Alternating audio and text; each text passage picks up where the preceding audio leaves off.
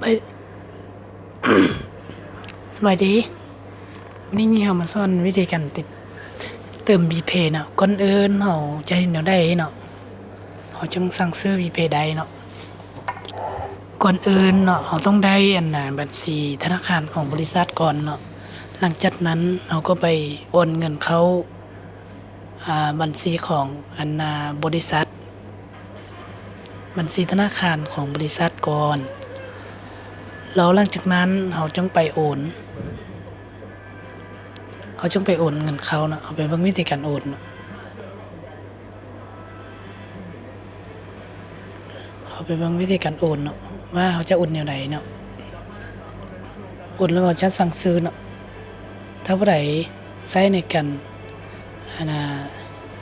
โอน BCA1 ก็ได้คือกันเนาะตำแหน่งนี้เนาะเขาจะเข้าไปเบิ่งเขาอยู่รูมนี้บนบริการเนาะเข้าไปบริการแล้วเข้าไปพลอยเนาะพลอยตัวนี้ก็ได้เนาะตัวที่3นี่ก็ได้เนาะหรือว่าไปตุลุมซุปกระตาขี้เหงื่ออยู่ลุมสุดนี่บนสร้างซื้อพลอยนี่ก็ได้เนาะอันเดียวกันเนาะคลิกเข้าไปบัดนี้เราจะเลือกเนาะวิธีการสั่งซื้อเนาะแล้วเมื่อที่เราโอนไปเราต้องเก็บหลักฐานไว้ตัวที่เวลาเราโอนไปเนาะเขาจะใส่จำนวนเงินที่เราโอนไปเท่าใดเนาะอันนี้ข้าพเจ้าจะใส่ส่งเส้นเนาะเวลาข้าพเจ้าโอนไปเนาะธนาคารการค้าเนาะติ๊กโอเคซะโอเคจะไปต่อเนาะลุมสุดหลักฐานการโอนเนาะเฮาเวลาโอนไปเราต้องเก็บใบเสร็จไว้เนาะ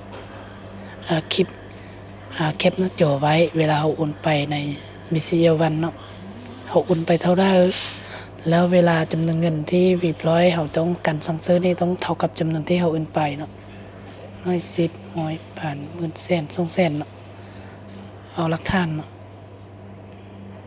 จำนวนเงินที่เราโอนไปเนาะเมื่อกี้เราได้โอนไป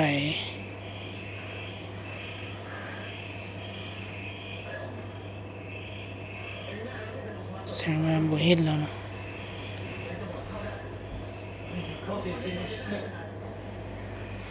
No, not finished. Or down.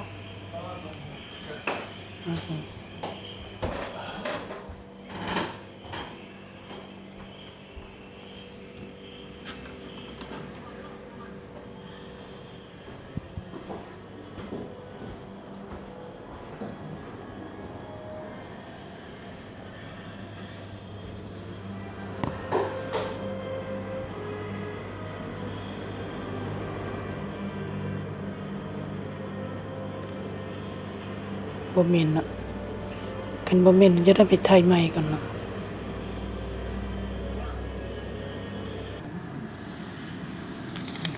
ไปเบิ่งต่อเนาะเมื่อกี้เราสั่งซื้อแล้วเนาะแต่ว่ายังบ่ได้ฮบหอกบ่เห็นเนาะเราต้องได้ไปถ่ายเอาก่อน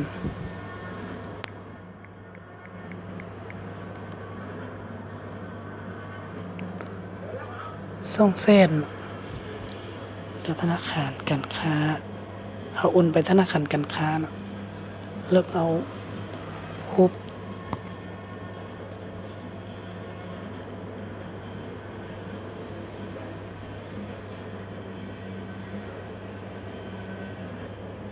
เอาฮบเนาะฮบตัวนี้เนาะตัวที่เขาเก็บไว้เวลาไปโอนเนาะแล้วกดสั่งซื้ออยู่หลุมนี้ท่านต้องการสั่งซื้อบีพลอยเทเลบอตกหลุม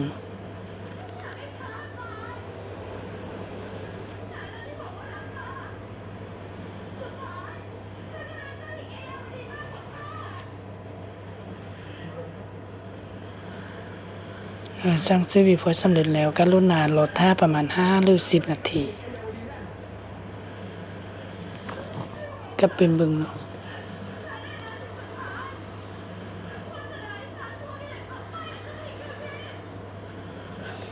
วิบร้อยเฮามีแต่8,000เนาะรอท่าเบอร์หนึ่งเนาะ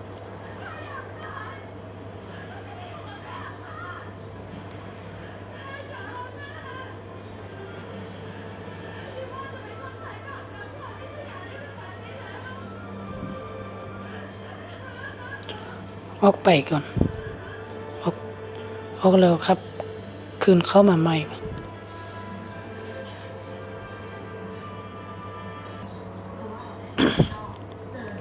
ครับคืนเข้ามาใหม่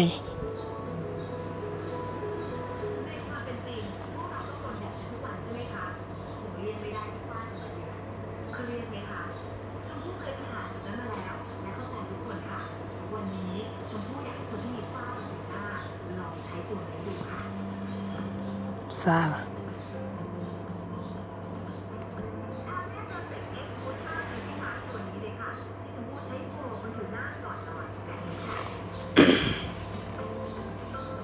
เช่นอย่างซ่า